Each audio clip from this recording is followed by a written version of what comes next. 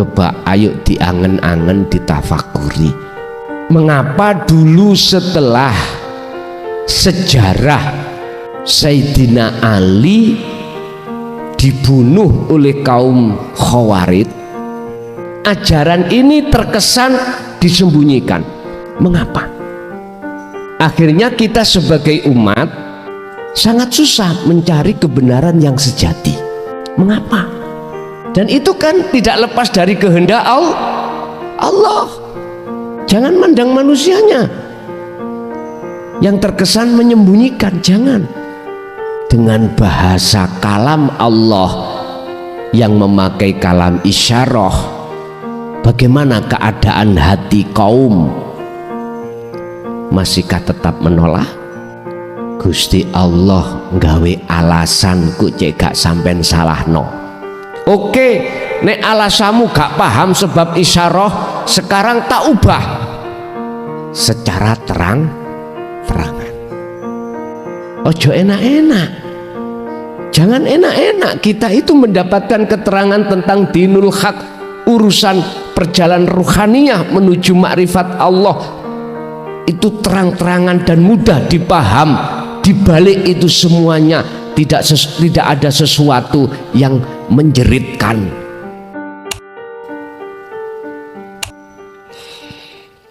Bismillah, alhamdulillah, la khawla wa la quwwata illa billah.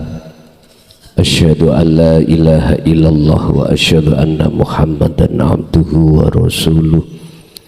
Allahumma salli wa sallim wa barik alaihi wa ala alihi wa ashabihi ajmain, amma ba'd. Hadratil mukhtaromin, dumateng para alim, para ulama, sesepuh bini sepuh, tokoh masyarakat, tokoh agama sewilayah Kabupaten Sidoarjo, tepatnya Kecamatan Krian, Desa Keraton, Sohibul Bait, sekeluarga jamaah yang hadir di majelis maupun di rumah, kulluhum ajmain rahimakumullah. Alhamdulillah, kita pada malam hari ini masih diberikan Allah anugerah berbentuk dipertemukan kita dalam rangka taklim muta'alim, yang untuk malam hari ini kita akan mengkaji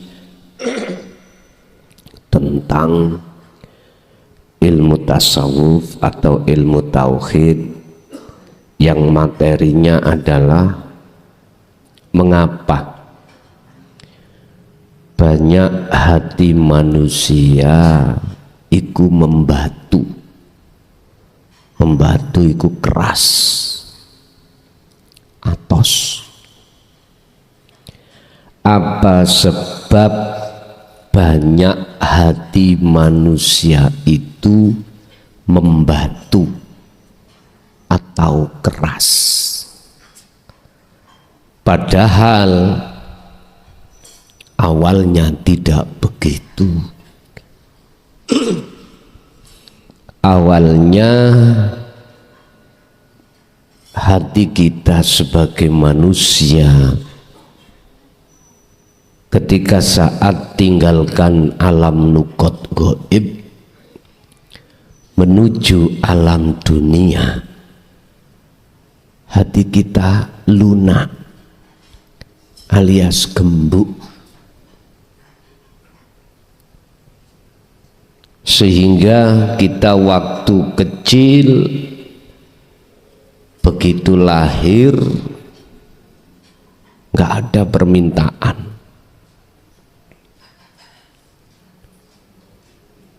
nggak ada permintaan terhadap Allah, itu nggak ada.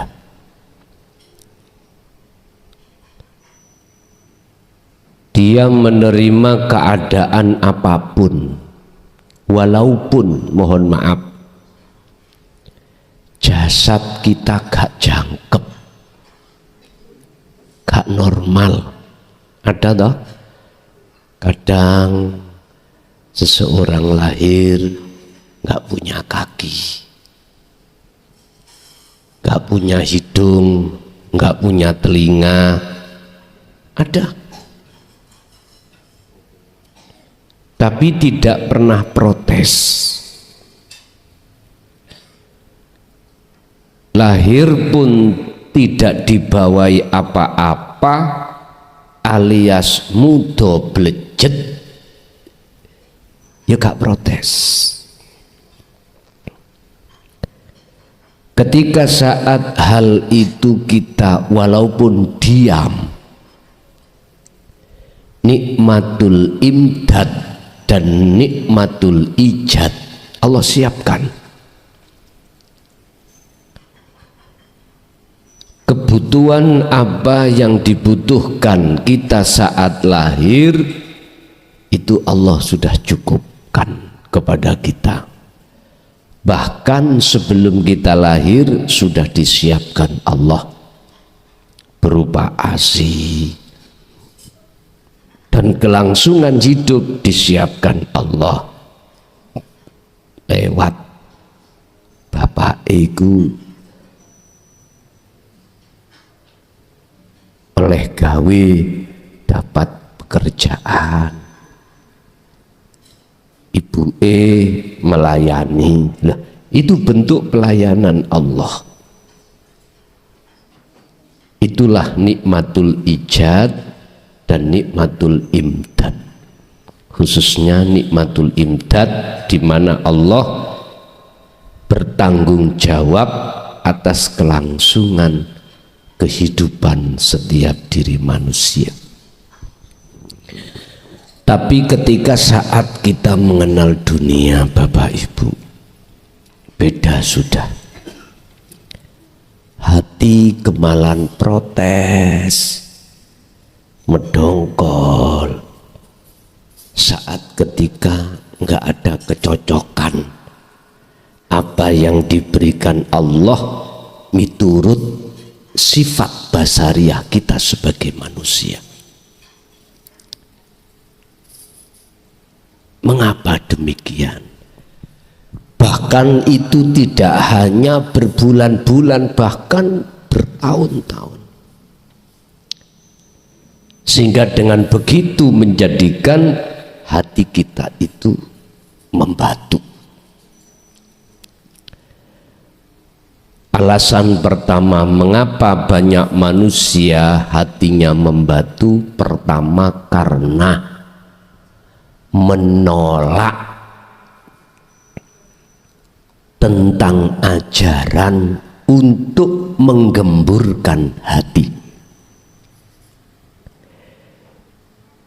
Itulah asupan-asupan tentang ilmu robbani, ilmu tentang ketuhanan yang sering kita sebut dinut tauhid, karena mereka menolak. Akhirnya fi qulubihim maradun, hati mereka itu atos, keras, membatu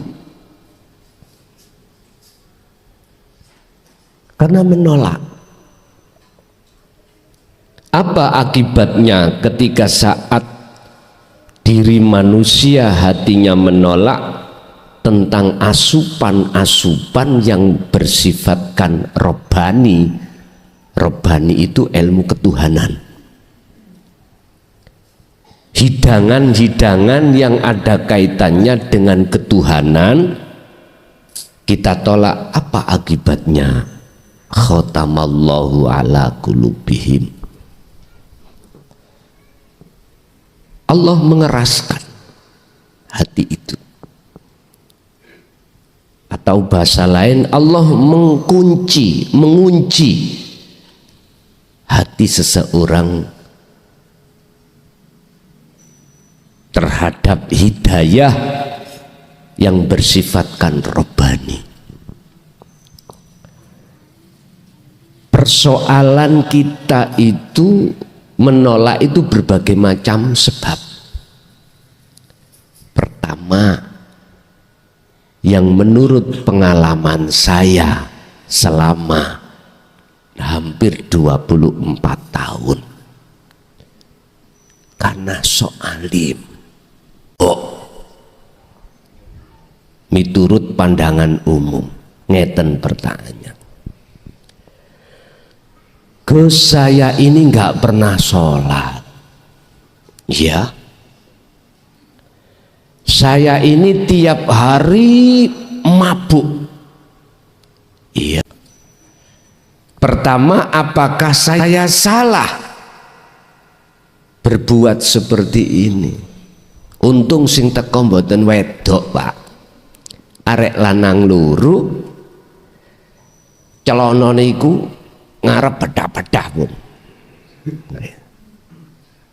Nggone iku ning terminal. Kula takok. Sadurung sebelum saya jawab, saya tanya, kau bisa mengatakan itu, pernahkah kau belajar tentang ilmu tauhid? Nggih. Ngoten. Tahun piro? 99. Di mana? Di Gresik. Terus guru kula sedo mati. Kula niki bingung untuk mengamalkan pesan-pesan dari guru kula niki, bingung. Masalah waktu itu guru saya memberikan pengajaran itu dengan bahasa isyarat. Tapi ketika saya melihat YouTube dari teman saya, kula niki mboten nggak ada HP, tapi diberitahukan teman saya, gitu, ngaji sing mungkin sampean suka. Akhirnya dilihat, digoleki, akhirnya teng griya kala wau. Wis tak jawab yo. Secara hakikat Gusti Allah itu duweni maksud. Anda dilewatkan dalan maksiat. Sedaya maksiat niku wau.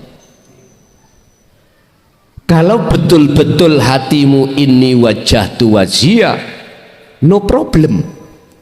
Miturut pandangan hakikat.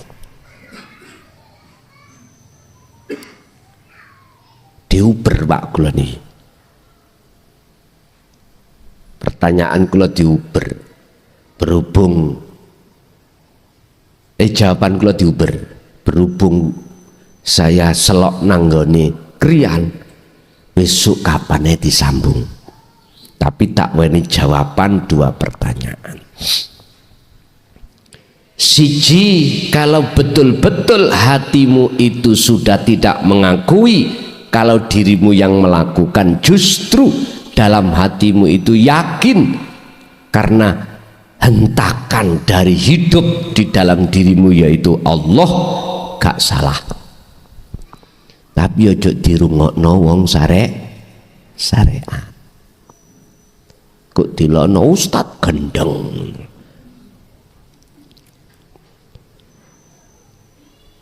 Tapi kalau saya tarik dari sisi syariah, ya jelas salah toh Pak, ya toh? Karena syariat itu memandang makhluke, memandang fisik. Kalau hakikat memandang Allah, memandang aslinya, nggak apa-apa. Yang kedua, lebih berat orang yang melakukan dosa syirik daripada dosa mabuk atau judi, pandangan hakikat. Iya, dosa yang tidak terampuni oleh Allah adalah ketika saat si hamba itu menyekutukan terhadap Allah. Baik syirik jali, lebih-lebih syirik khafi. Contoh, kui hatimu ada iman, kalau munculnya rasa manis itu dari makhluk sebuah pisang, maka itu syirik. maka itu syirik, yang disebut syirik khafi. Padahal ini membudaya di tengah masyarakat. Kalau masyarakat itu masih teringgapi syirik khafi.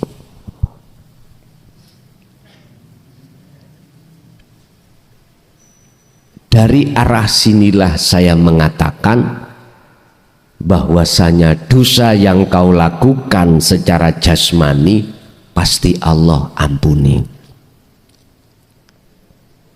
Dosa syirik aja bisa diampuni dengan catatan taubatan nasuha, artinya tidak mengulangi kembali. Bapak Ibu hadirin, itu dapat kado saya tadi yang punya maksud dan arti, ya dah.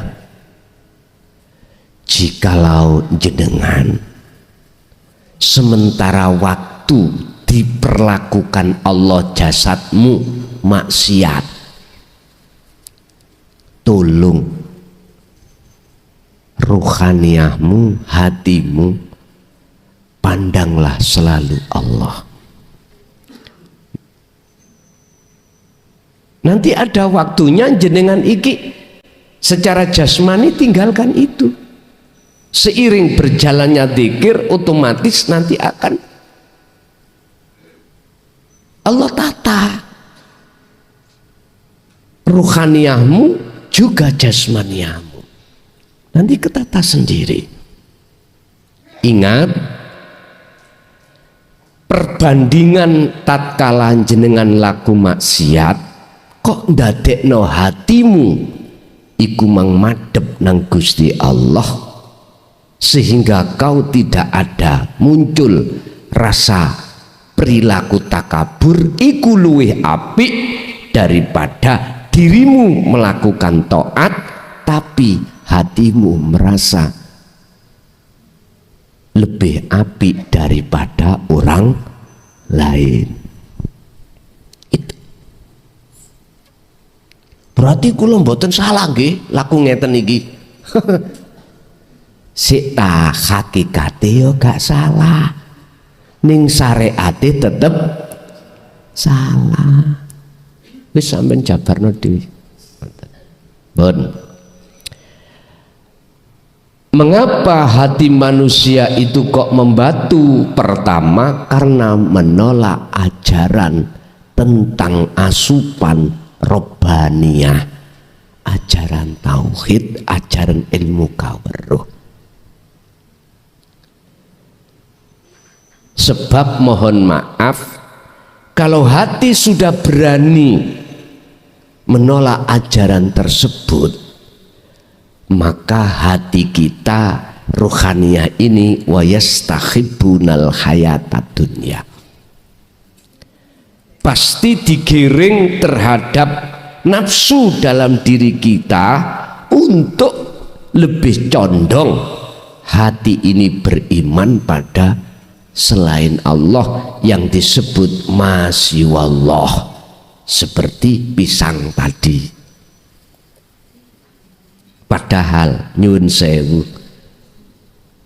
iki tak menisakne nggih, engko sing ra paham mumet gak usah dirungokno.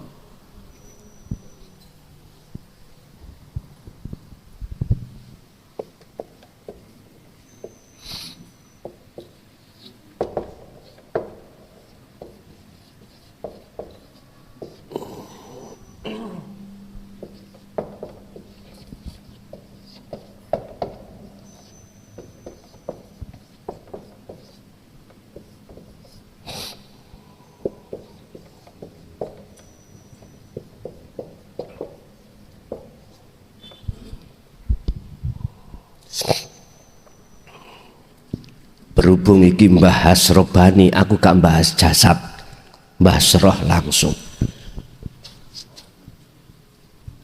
Ruh itu Pak, di situ Allah sandingi dua macam sifat.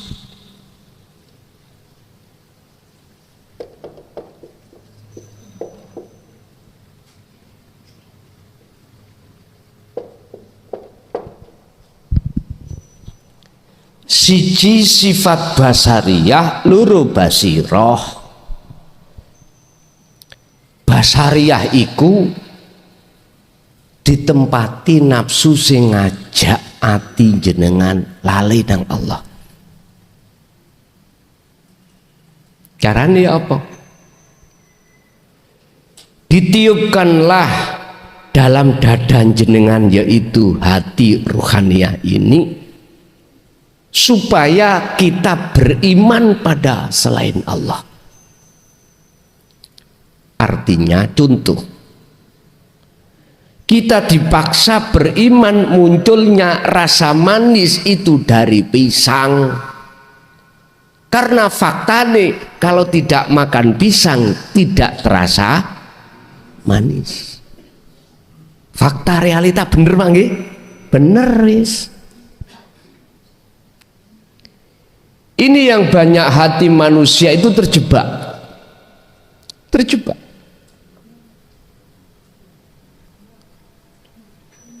Padahal sak njurune rasa iku, rasa manis iku ana nur makrifat, sak njurune nur makrifat iku ana urip. Ya iku sing munculno rasa manis.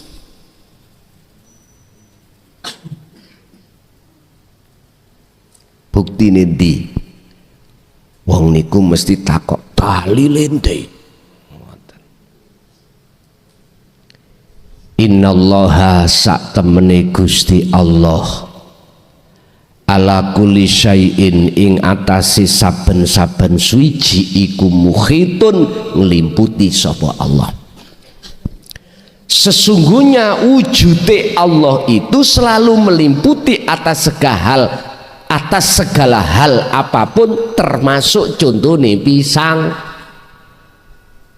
Bila mana tidak ada wujudnya Allah yang kusebut hidup, yang bukan sifat ini di dalam pisang itu, gak mungkin pisang ujuk-ujuk tiba-tiba bisa memunculkan rasa. Nyun sewu, kita ngomong manis itu kan karena sudah matang. Coba sikat pentil, sepet.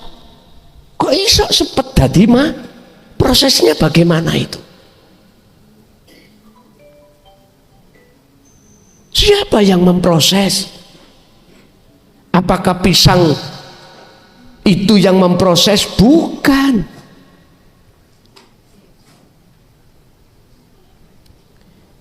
Kita tidak sadar, Pak,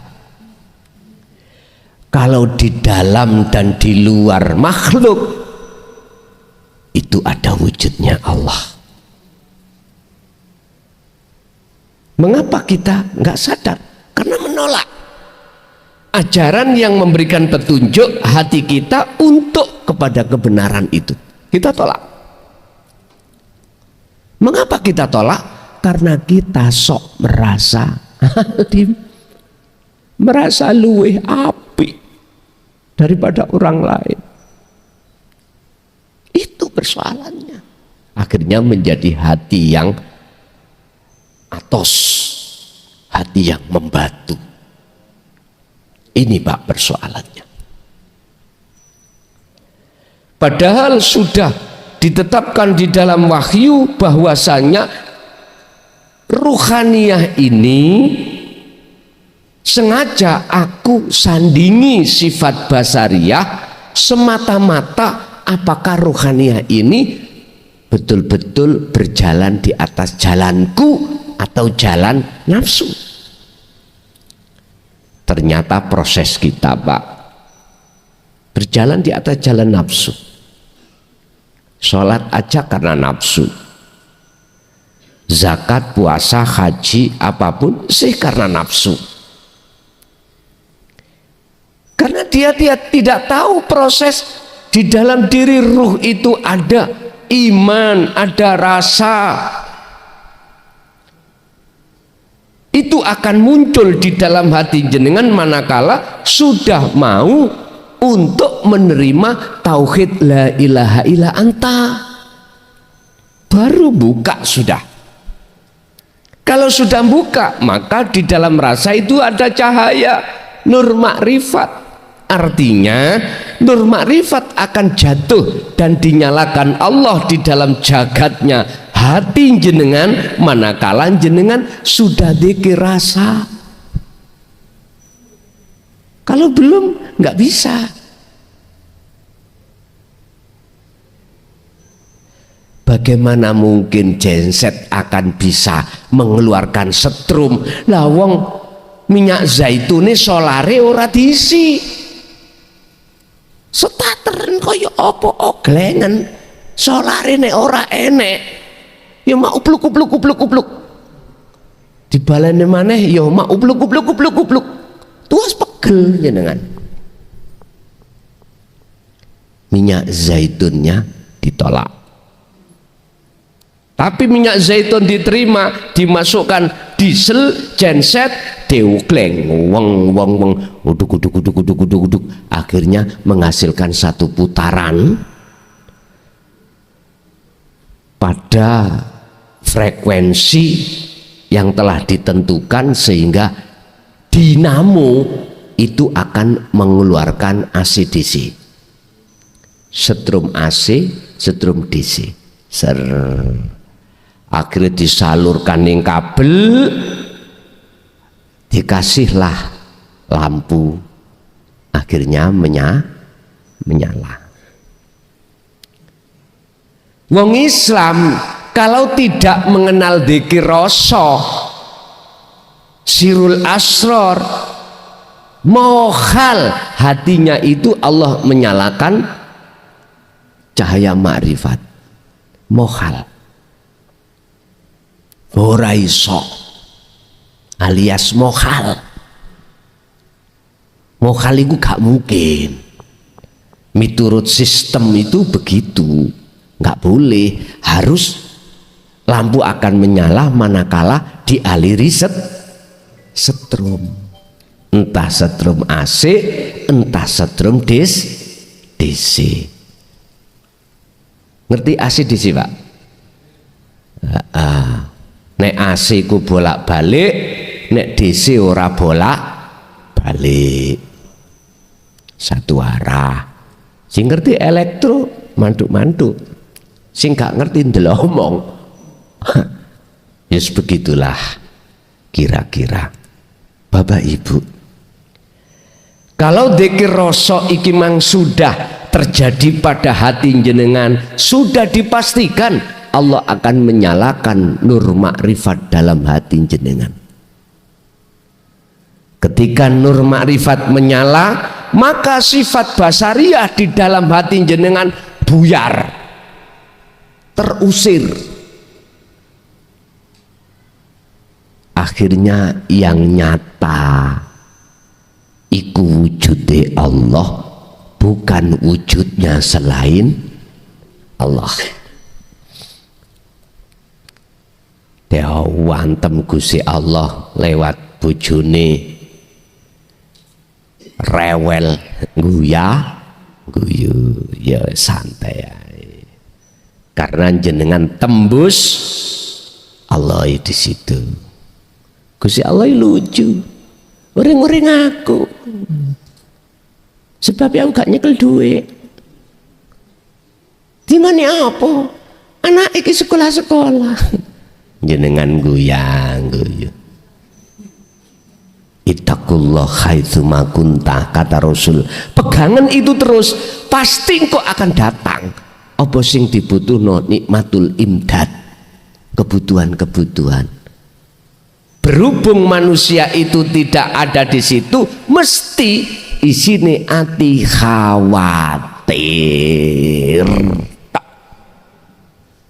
dengan masa depan, khawatir. Mangan apa, makan apa, nah istriku kok khawatir. Bapak Ibu hadirin, kembali kepada materi yang menjadikan hati manusia itu atos karena menolak ajaran dinut tauhid. Yang kedua, Sebab apa banyak manusia hatinya itu membatu? Karena dia kena bujuk rayunya hawa nafsu dalam dirinya masing-masing. Ringkese nafsu bujuki kita iku ngene. Ruhaniyah hati kita dipaksa untuk ngaku-ngaku. Aku sing iso ngene, iso ngunu, bisa ini, bisa itu. Aku sing duwe ngene, duwe ngunu, macem-macem. Bahkan mohon maaf, bajunya Allah itu kita rampas. Pertama, kita tahu sifat wajib Allah itu enggak boleh dimiliki selain Allah. Contoh wujud.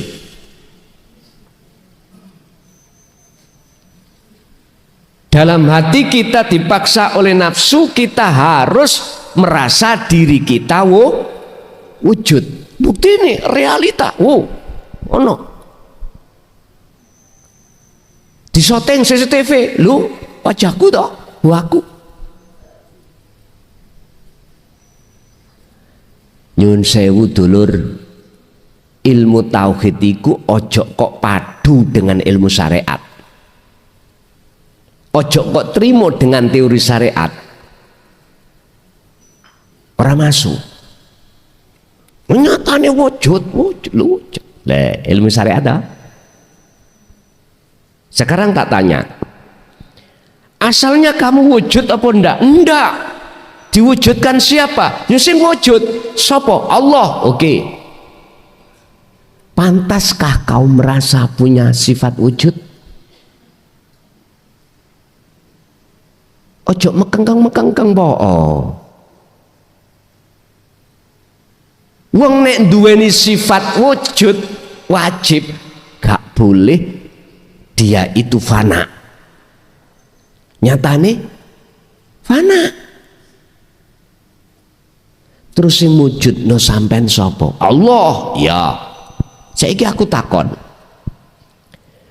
Sampean kalau yakin kalau Allah wujud bagaimana? Wis embuh pokoke wujud. Repot nggih musuh wong ngeten iki? Repot. Justru kewujudan Allah itu lo gak nyata pada dirimu sebab kau merasa dirimu wujud. Embuson aku melok ngajakmu tak bingung. Wis ngembut kopi ae. Memang kudu bingung dulu, Pak. Wong kita dulu waktu pertama kali belajar bahasa Inggris saya bingung tak nggih. Wong kula SMP niku sanawiyah ning pondok niku guru bahasa Inggris nek wae jadwal tak dongakno mencret kok. Ben gak mulang. Karena memang dong. Dan paham sampai sekarang.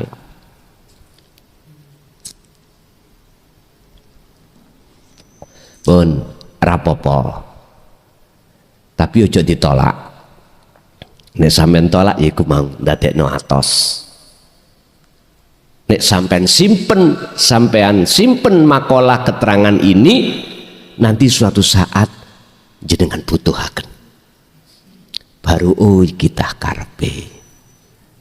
Sama jenengan dulu pas ngaji babakan ilmu jero iki guru sampean kali kula isyarah bingung. Basa sampean purun mau menyimpan, akhirnya suatu saat Allah menggelar dengan bahasa terang-terangan. Jawab sampean ya, oh iki karepe guruku piye. Akhirnya dong. Pun Bapak Ibu, faktor kedua mengapa hati kami itu manusia kok atos membatu, karena kita telah masuk dalam perangkapnya nafsu kita Yang nafsu itu memaksa terhadap diri kita untuk ngaku. Belum lagi sifat ma'ani 7 loh ya. Kudrat, irodat, ilmu, khayat, sama, basor, kalam, dipaksa untuk bisa berkehendak, kehendakku, dipaksa untuk kuat, kuatku, dipaksa apa? Kudrat, irodat, ilmu, ngalim, ngalimku, ngertiku, khayat, hidup, hidupku, sama, basar, kalam, disuruh untuk merasa aku nih hamba yang bisa mendengar, melihat, berucap. Itu kita rampas. Ya ini loh Pak yang menjadi atose hati kita. Akhirnya muncullah satu buah yang di dalam Al-Quran disebut buah zakum. Buah di mana muncul dan timbul di dalam neraka. Siapa yang memakannya, mohon maaf, buahnya itu gerabean sampai iki lenyap. Ngerti gerabean?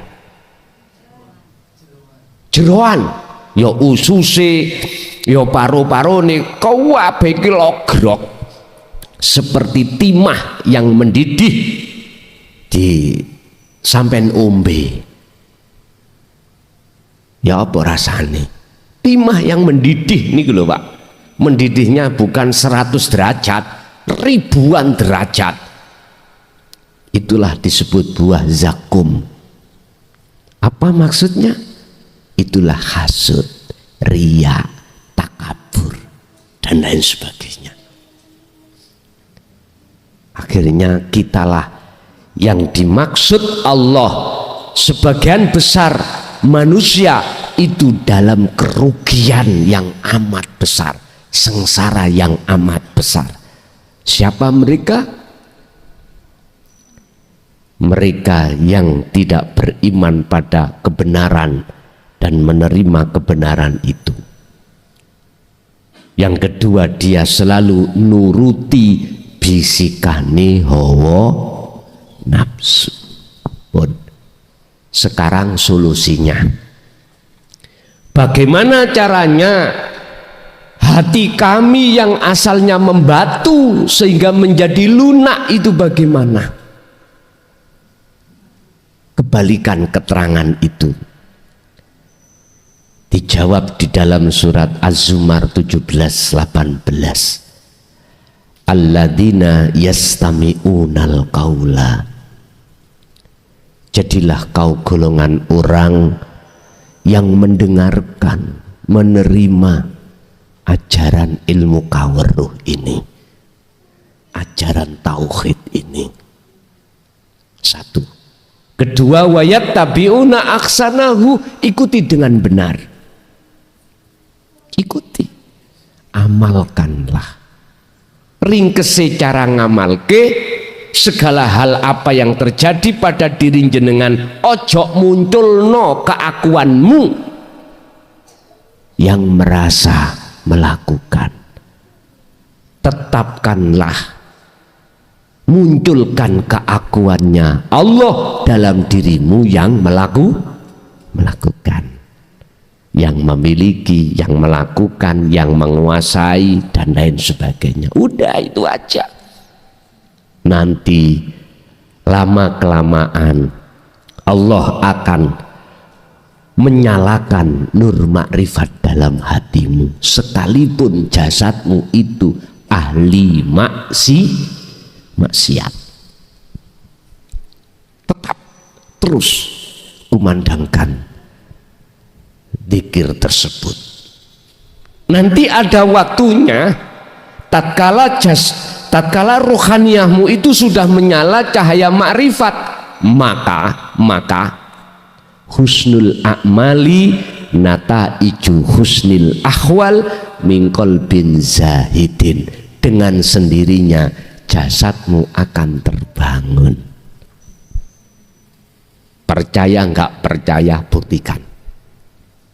Sungguh Oleh sebab itu jangan berkecil hati wahai saudaraku, yang sementara ini jasadmu itu masih bergelumpuan dengan maksiat.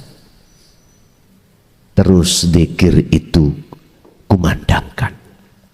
Nanti cahaya makrifat itu sudah menyala, maka pastilah nanti selain Allah masya Allah itu akan hancur. Yang nyata adalah wujudnya Allah dalam dirimu. Inilah Pak yang disebut kekasih Allah. Ala inna awliya Allah la khawfun alaihim walahum yahzanun. Wis, damai hidup santausa. Siapa ketika saat di dunia sudah mencapai derajat yang seperti ini, maka itulah yang dimaksud Allah dalam satu ayat, ya ayyuhalladzina amanu taqullaha haqqa tuqatih wa la tamutunna illa wa antum muslimun. Mesti dia matinya husnul khotimah di mata Allah. Siapa yang belum sampai di sini, kebalikannya, matinya su'ul khotimah di mata Allah, bukan di pandangan manusia. Makanya ada istilah syahid dunya, syahid akhirat. Syahid dunya belum tentu syahid akhirat. Syahid akhirat belum tentu juga syahid dunia. Itu tadi pandangan manusia dunia, pandangan Allah akhirat. Sing penting pandangan Allah. Kuncinya ada di situ. Jadi manakala ingin lunak hati kita alias tidak membatu, maka terimalah, dengarkanlah, fahamilah, lalu laksanakanlah petunjuk-petunjuk di dalam ilmu itu. Dengan begitu maka di dalam rasa akan memunculkan nur makrifat atau cahaya. Di dalam cahaya itu ada hidup, itulah Allah subhanahu wa ta'ala. Ringkese ngaji tauhid yo nek kene iki. Walaupun ilmunya itu bagaikan lautan, nggak ada tepinya, muaranya itu di sini. Ringkese teng mriki. Bapak Ibu, silahkan jenengan meraih ahli tahqiq.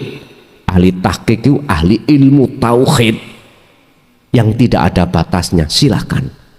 Tapi itu enggak ada gunanya manakala tidak lekas kita lakukan praktek yang namanya zikir tadi. Enggak bisa mencapai kemakrifatan pada Allah. Ingat, cahaya makrifat, cahayane satu menir rais, satu beras ditaruh di jagatnya dunia, srengenge itu langsung surup. Bukan surupnya itu tidak menyala, tapi kalah benter sehingga koyok-koyok surup atau padam. Sama toh, kalau kata malam hari matahari tidak bersinar, kita melihat lampu-lampu di jalan bentar dia Merkuri 1000 watt, tapi besok coba jangan dimatikan lampunya di jalan-jalan, matahari naik, sampean lihatlah cahayanya, lampu itu akan padam, artinya kalah bentar, seakan-akan gak ono gunane. Iku satu menir, satu res, satu beras cahaya makrifat mendahno sak gegem. Mendahno bahasa Indonesia mendahno. Jikalau malah satu gegem, wong satu beras saja ngalahkan cahayanya bentere matahari. Saking bentere Pak, akhirnya segala sesuatu selain Allah itu fana. Itu Allah terangkan di dalam surah Al-Baqarah ayat 257. Allahu waliyul ladina amanu yukhrijuhum minal zulumati ilan nur. Jikalau cahaya makrifat itu ada di dalam hatimu, sudah menyala, yukhrijuhum minal zulumati ilan nur, kegelapan itu akan sirna, diganti terang benderang. Bahasa murad, jikalau Allah itu kau jadikan sebagai pemimpinmu, penolongmu, maka kau akan dihindarkan, kegelapan itu akan dihilangkan oleh Allah, diganti dengan terang bener. Sekarang kebalikannya ayat itu, walladzina kafaru awliya'uhumut taghut yukhrijunahum minan nuri ila dzulumat. Jikalau di dalam hatimu itu kamu penuhi perkara iman selain Allah, maka hatimu akan menjadi gelap gulita. Wong Jawa mengatakan peteng dedet. Ya wis, dikatakan peteng dedet, alami gak ada cahaya, moto wuto. Ya wis, itu peteng dedet. Bapak Ibu hadirin, sudah saya jelaskan sebab apa hati kita membatu, lalu saya kasih solusi bagaimana caranya tidak membatu. Itulah apa yang kusampaikan.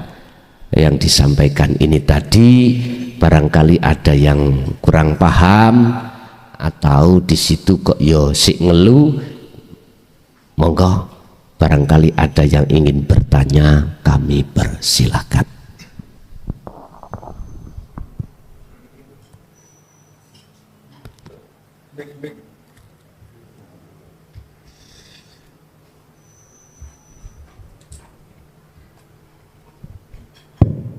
Assalamualaikum warahmatullahi wabarakatuh. Waalaikumsalam. Ini di luar materi, Gus.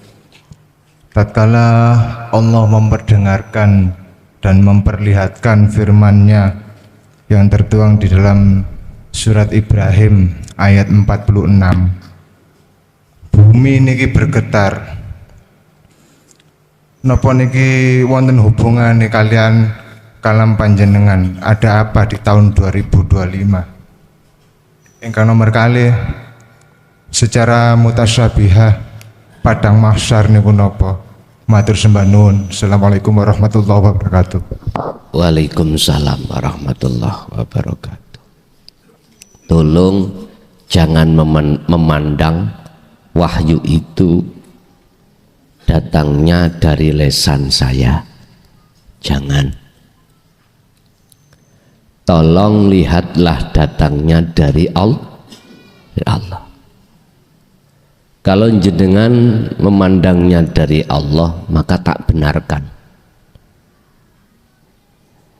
Tatkala ayat Allah, wahyu Allah diturunkan di gunung, maka terbelahlah gunung itu dan semuanya ketakutan. Dan dia selalu bertahmid dan bertasbih. Gunung itu loh Pak. Hati manusia akan merasa jerit dan sadar diri tatkala dawuh itu menusuk di dalam hati kita dan kita terima. Berkenaan dengan itu, ada apakah di tahun 2025? Sewering niki ditanyakan, tapi selalu tak jawab, mbuh opo jari Gusti Allah. Tapi saya akan berani bersumpah atas pengalaman-pengalaman dawuh-dawuh Allah terhadap terhadap para rasul sebelum Kanjeng Nabi Muhammad. Semuanya itu gini, Pak. Umat itu akan dihabiskan Allah. Tatkala umat itu tetap menolak, bahkan ngatain wahyu Allah, wahyu Tuhan itu menyesatkan. Itu tadi karena atos, hatinya membatu. Saya melihat sejarah-sejarah umat sebelum umatnya Kanjeng Nabi Muhammad, semua dihapus, dihancurkan Allah. Sekarang pertanyaannya, sudah 14 abad ini umat Rasulullah Muhammad ini masihkah bersikukuh menolak ajaran dinut tauhid? Kalau iya, wallahi akan terjadi seperti umat-umat yang sudah-sudah dulu. Urusan kapannya itu yang tahu cuman Allah. Udah beres. Itu pasti Pak terjadi. Coba ayo diangen-angen, ditafakuri. Mengapa dulu setelah sejarah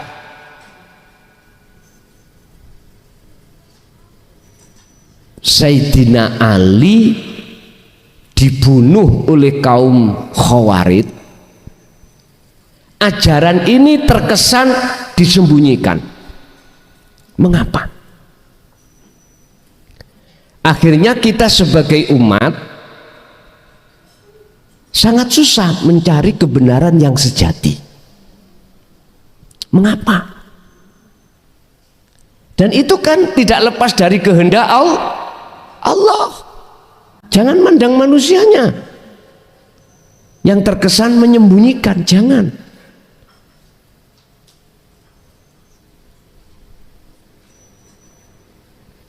Dengan bahasa kalam Allah yang memakai kalam isyarah, bagaimana keadaan hati kaum?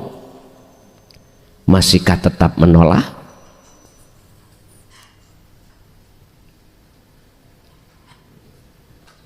Gusti Allah nggawe alasan ku cek gak sampean salahno.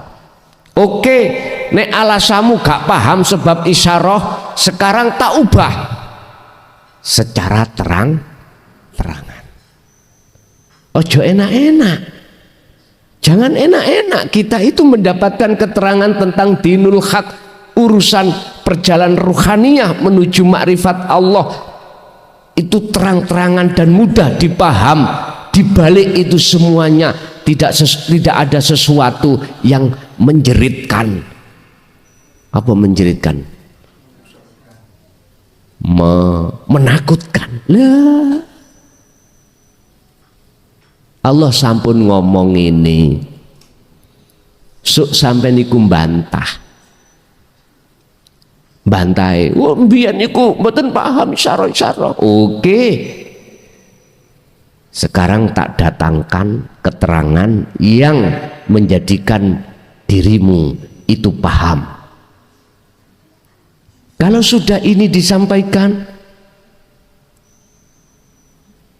kok umat tasih pancet, masih bersikukuh menolak, bahkan mengatakan dzalika dhalalatun, itu sesat.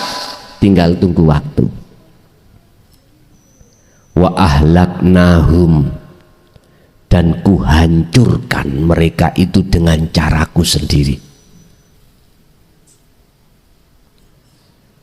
Sampeyan titeni iku kok tekoni iku pertama ngomong waktu, ya ngomong waktu nih.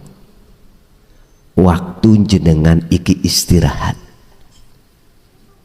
Waktu banyak manusia istirahat.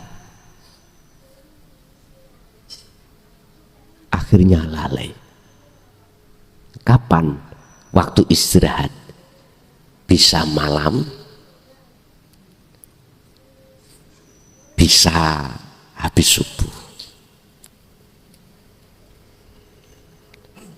Bisa jadi waktu istirahat nggak kerja, nyantai-nyantai siang hari. Waktu istirahat jam pinten Pak? 12. Wis sampean titeni iku. Mesti kok terjadinya ada di situ.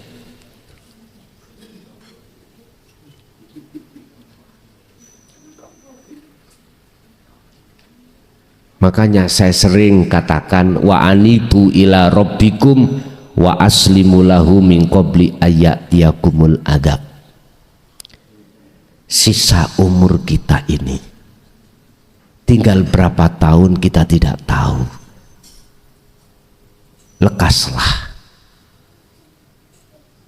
tinggalkan aja-aja nafsu dalam dirimu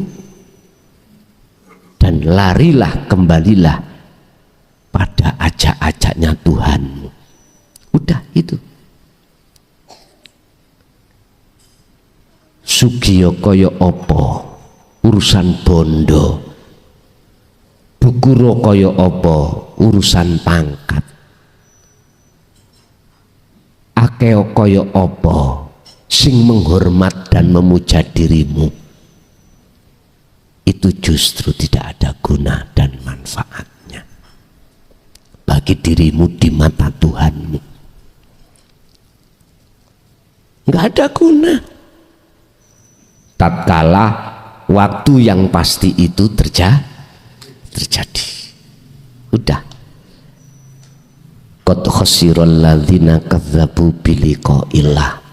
Sungguh sengsara bagi golongan manusia yang mendustakan alias tidak mau hatinya bertemu terhadap Tuhannya, dikarenakan dia kadung senang bertemu selain pada Tuhannya. Udah. Sebetulnya Allah itu Pak menghadapkan kemewahan yang bersifatkan dunia, ilmu, kehormatan itu jadikan sebagai tumpahamu untuk bertemu Allah. Sebetulnya gitu. Gak malah jenengan ditumpahi. Aslinya enak numpahi apa enak ditumpahi Pak?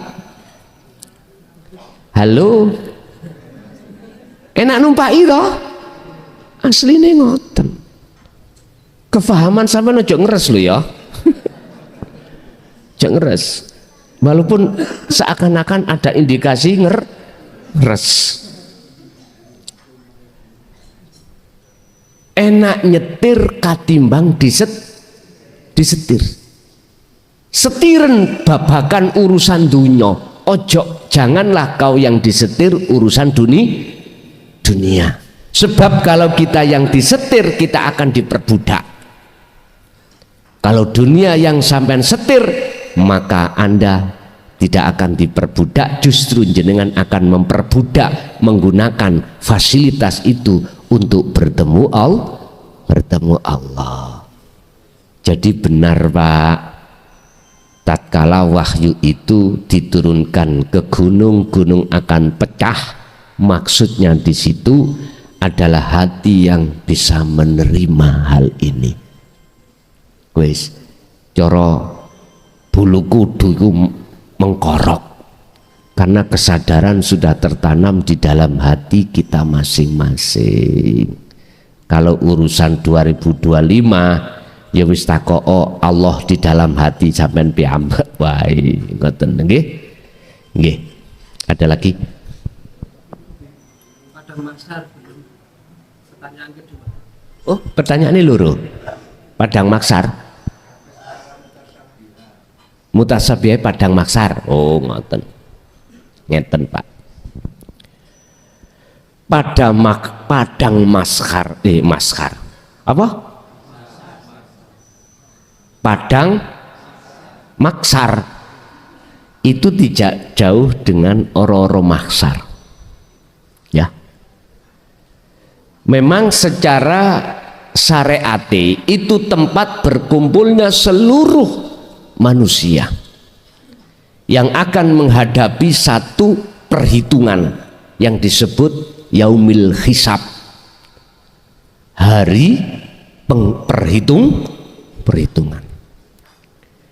Jadi padang mahsyar itu satu tempat di mana dikumpulkan seluruh umat manusia untuk diperhitungkan segala amaliyahnya itu, antara amaliyah buruk dan bobotingku abot mana. Wis mutasabihati piye yo jenengan gelar ning dunya iki padang mahsyar itu. Ketika jenengan iki dihadapkan Allah dalam keluarga, ada anak, suami, istri, ya iki kondisi iki padang mahsyar. Tergantung di situ panjenengan ini antara baik dan buruknya ditimbang.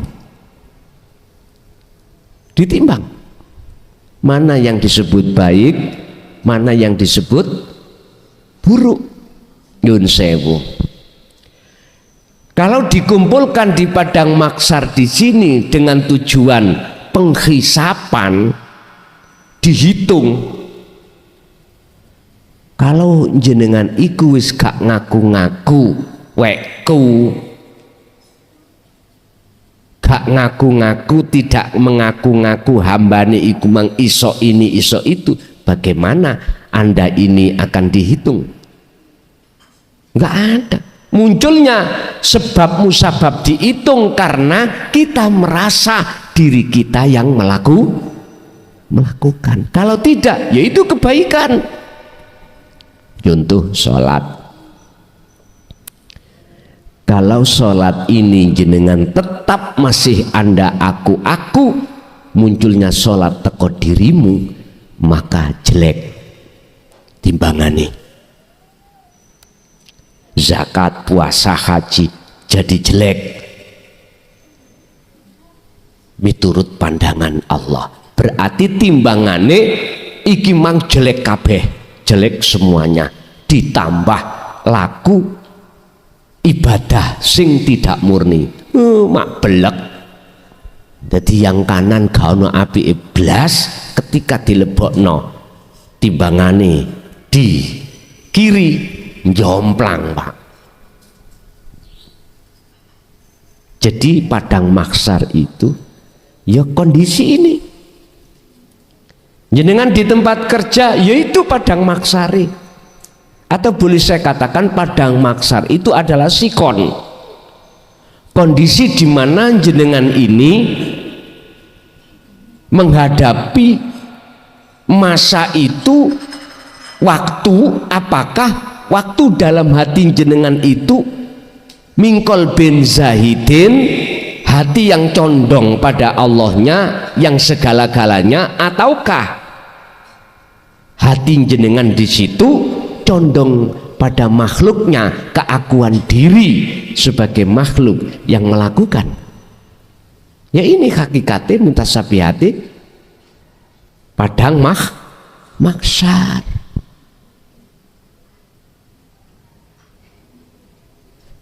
Dalam suasana sholat waktu itu ya padang mahsyar. Tinggal itu yang muncul baik di mata Allah apa jelek, hanya itu. Makanya ada kaitan antara padang mahsyar dengan hari penghisapan, perhitungan.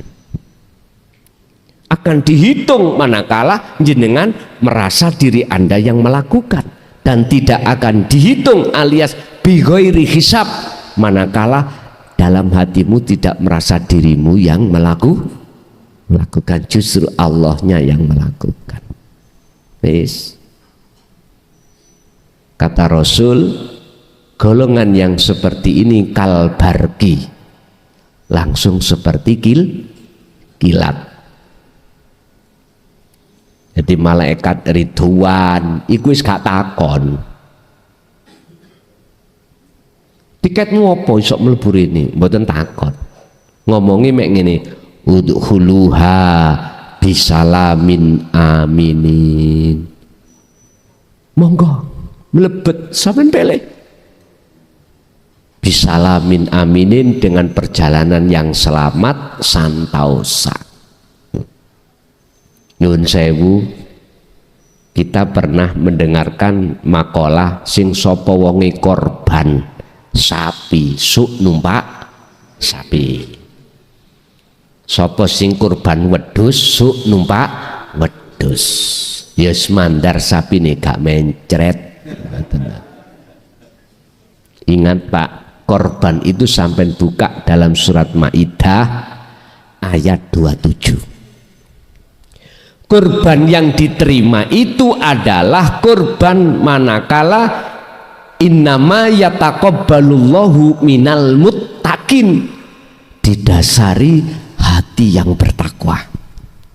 Hati yang bertakwa, hati yang condong karena Allah. Yang dikatakan karena Allah, hatimu gak merasa dirimu yang melakukan dan mengeluarkan, tapi semua kau kembalikan semata-mata itu Allah yang berperan. Baru itulah nyoto. Paham ya? Lanjut.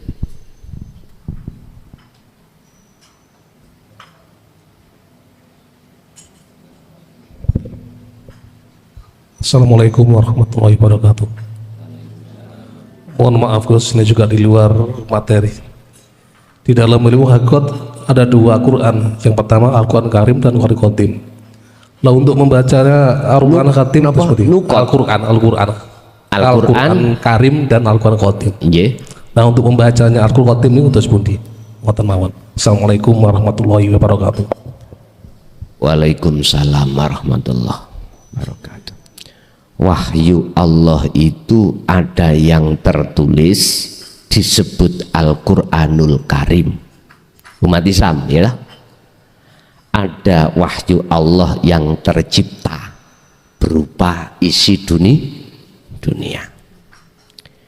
Ada wahyu yang tersirat yang disebut Al-Quranul Qadim. Bagaimana cara kami untuk membacanya? Bapak Ibu, sebelum kita membaca, kita harus menerima dulu kitab itu. Saya ulang, sebelum kita membaca caranya Al-Quranul Qadim, terlebih dulu kita harus menerima kitabnya dulu. Kitab itu akan diberikan terhadap hamba Allah yang soleh. Siapa hamba yang soleh? Hamba yang hatinya tidak mengandung najis. Sama dengan maksud Al-Quranul Karim. Jenengan membawa hadas kecil dan hadas besar, tidak boleh menyentuh Al-Qur'an, nggak boleh. Dan ini terakui oleh seluruh umat Islam seluruh dunia dan madhab siapapun secara syariat. Apalagi Al-Quranul Qadim. Dan Al-Quranul Qadim itu diletakkan Allah dan dijatakan Allah dan diberikan oleh Allah di dalam hati seorang yang mukhlasin, hamba yang dipilih oleh Allah. Siapa hamba yang dipilih oleh Allah?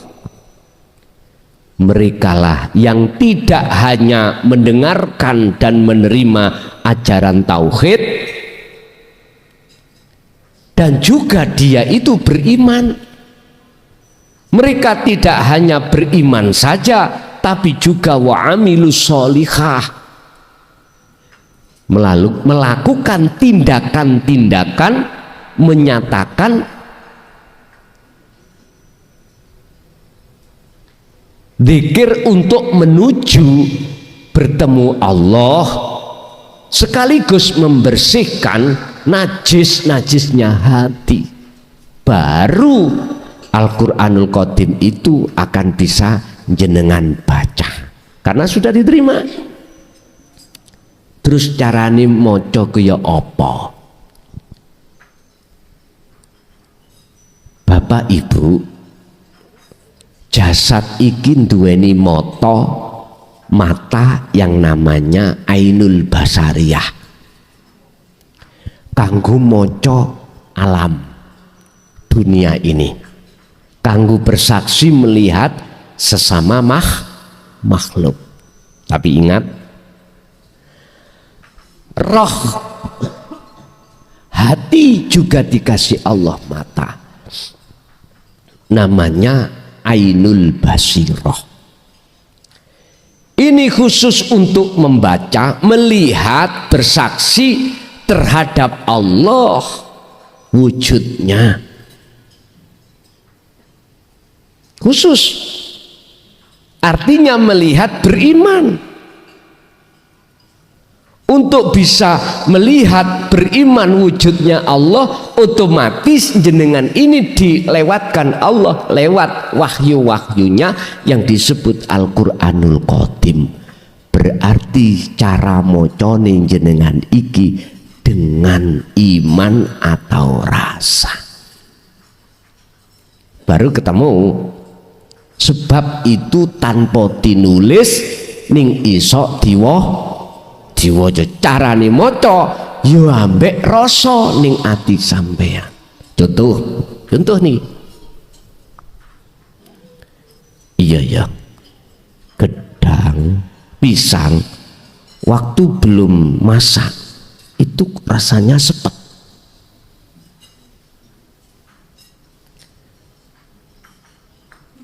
Sehingga kalau sudah tua, sudah masak, kok rasanya itu beda. Sekarang menjadi manis. Terus manis dari mana ya? Rasa manis. Loh, di situ jenengan akan dibimbing Allah untuk tenggelam di dalam bahru tauhid, menyelami dalam rangka untuk menemukan sejati rasa itu dari mana. Akhirnya ada proses cahaya makrifat. Setelah itu terakhir adalah Allah wujudnya, yaitu disebut hidup.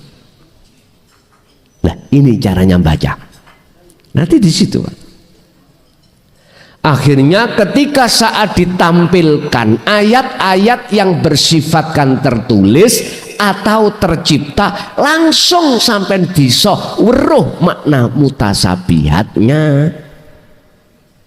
Berarti dalam hati sebetulnya itu enggak dikeluarkan, Pak, tapi berhubung zamannya sudah terang-terangan dikeluarkan. Nyo kilo karpe.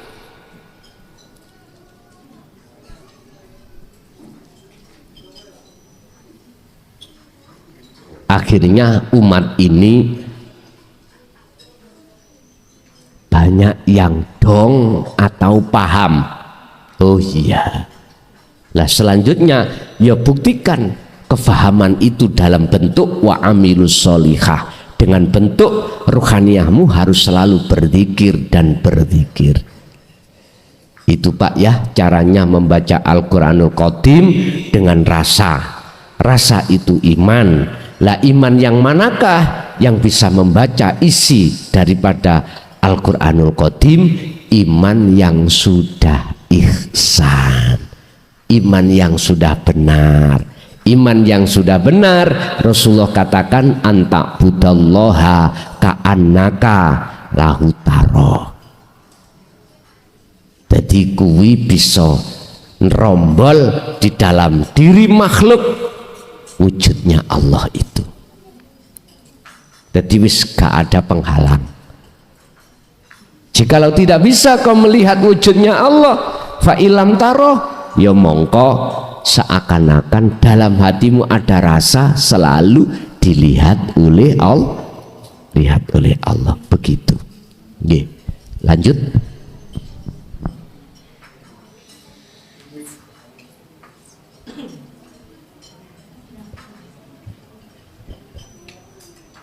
Assalamualaikum warahmatullahi wabarakatuh.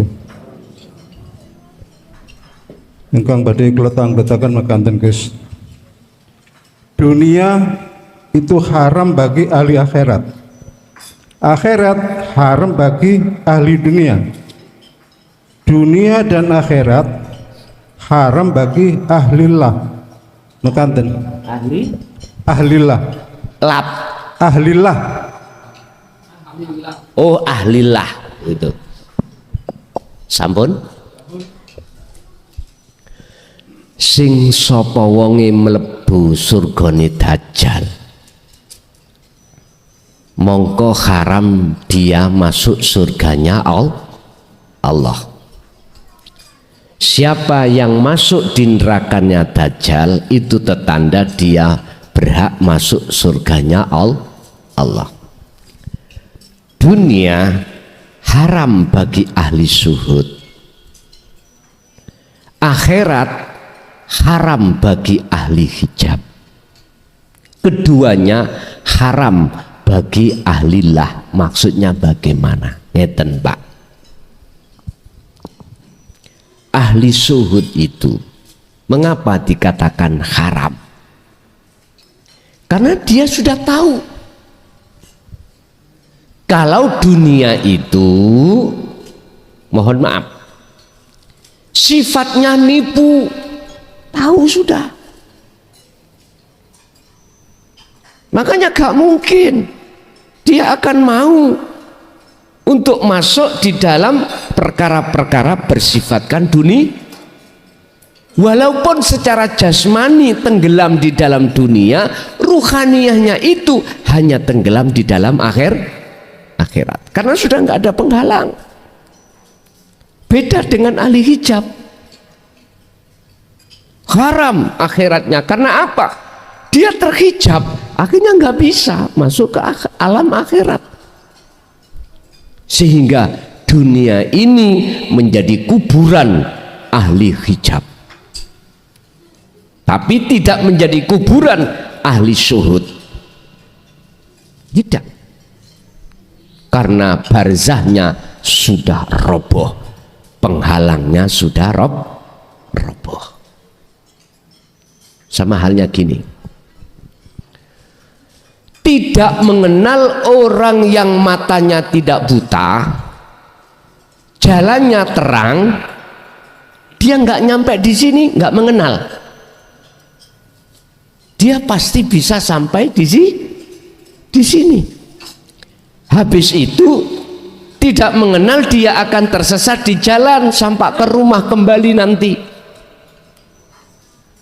Dia tahu jalan menuju ke rumah, jalannya juga terang, matanya tidak buta. Tapi ini tidak berlaku bagi ahli hijab, ahli yang matanya buta. Nggak bisa nyampak pulang lagi ke rumah. Karena dia terselimuti dengan gelap gulita. Terus ahlillah dunia akhirat itu gak berlaku karena ahlillah itu adalah, mohon maaf, sifatnya makhluk berupa dunia, sifatnya makhluk berupa akhirat karena masih ke buku alam. Kalau alam itu masih disebut makhluk. Siapa ahlillah itu? Yang sudah dalam hatinya akunya Allah. Wis gak berlaku surga dan neraka. Karena surga dan neraka itu masih makhluk. Termasuk dirinya sudah nggak ada. Yang berlaku adalah innani anallah. Hanya itu. Ini jikalau berlaku pada ahli khos, dohir batin. Ini kalau berlaku bagi khawasul khawas, batinnya aja, dohirnya tidak. Istilah bahasa, dia itu gembul tapi gak iso campur laksana air dengan minyak. Secara jasmani gembul urusan dunia, tapi rohani sudah tidak. Sebutan jasmani dan rohani dunia akhirat sudah tidak berlaku, karena itu masih makhluk. Tinggal nanti kita itu diletakkan di mana oleh Allah. Khos opo khawasul khawas. Bapak Ibu jamaah rahimakumullah, persoalan apa yang ada kaitannya dengan dunia atau akhirat, mohon maaf, bagi ahli hijab kecelik boleh petik. Tahu kecelik boleh petik? Ketipu, koyok-koyok iyo, nyatane ora. Memang itu ditiupkan nafsu dalam hati kita, seakan-akan itu memang iya, padahal tidak. Berhubung kita menolak ajaran Allah di dalam jalur robaniyah, maka otomatis kita akan mengikuti bisikan hawa nafsu. Oke, lanjut Ibu, ada enggak?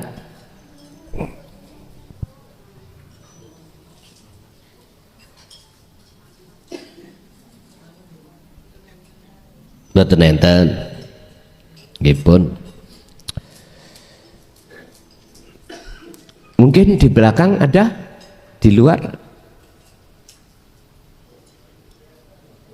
ada, monggo.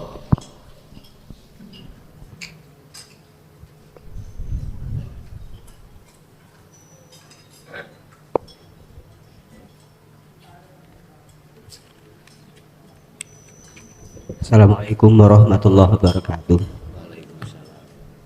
Badhe tanglet Gus, masalah niki napa dawuh tiyang sepuh rumiyin, dadi anak kudu iso njunjung dhuwur mendem jero. Maksudipun pripun?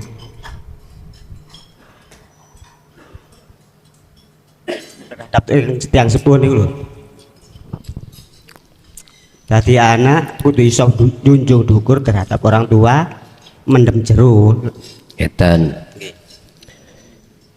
Jadilah anak yang bisa menjunjung tinggi dan menenggelamkan, bahasa Indonesia ini loh Pak, dalam-dalam. Ini kan bahasa Jawa, junjung dur mendem jero. Ngeten maksudnya.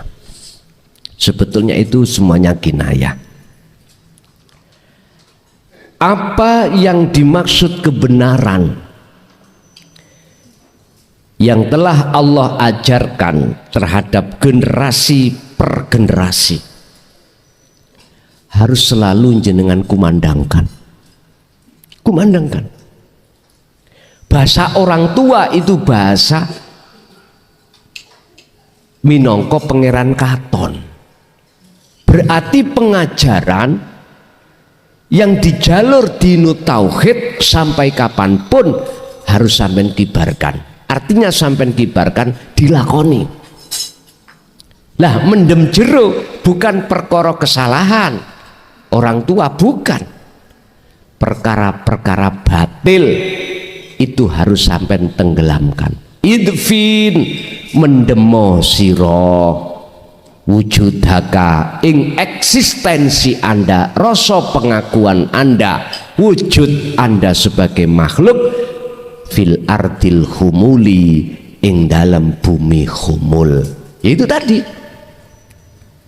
nek cara Qur'ane kul ja'al haqqu wa zahaqal batil innal batila kana zahuqa. Ketika kebenaran itu datang, maka hancurlah kebatilan. ketika kebenaran itu sampai terima sudah dalam hati dan jenengan imani amalkan, maka perilaku-perilaku kebatilan dalam diri Anda akan hilang, hancur. Jadi ku maksudi junjung dhuwur mendem jero. Kalau syariat maksudnya tidak begitu. Apa kebaikan orang tua? Udah, abadikan. Apa kesalahan orang tua? Harus kita pendem jero. Nggih. Ada lagi, Pak? Di luar masih ada? Cukup? Bapak Ibu hadirin jamaah rahimakumullah. Ada? Monggo.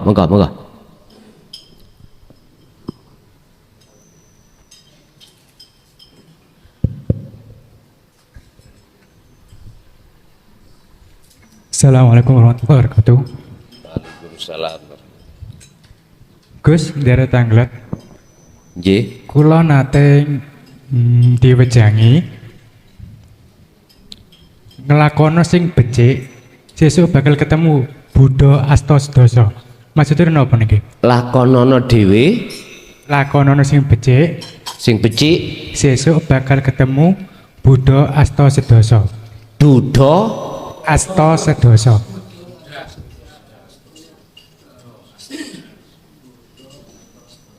Duda arta Buddha. Sanes Duda. Buddha. Asta Sedoso. Nggih, leres. Oh, ngoten. Pun niku basa Jawa nggih. Basa Jawa sing krama. Lakonana sing becik, suk kuwi akan ketemu Buddha Asta Sedoso. Apa sih Buddha itu? Budi luhur dalam hati sampean. Hati jenengan akan berbudi luhur. Iki budi luhur itu adalah akhlak ilahiyah. Hati sampean akan berakhlak ilahiyah jikalau jenengan itu terus mengumandangkan dzikir rasa. Dzikir tanpa ngucap, tanpa isim, jeneng, tanpa kalam. Rasa sing tak maksud ngelepasno keakuan diri sebagai makhluk, otomatis akan muncul rasa keakuane Allah. Lho nek wis muncul ngoten, maka budi luhur ati sampean.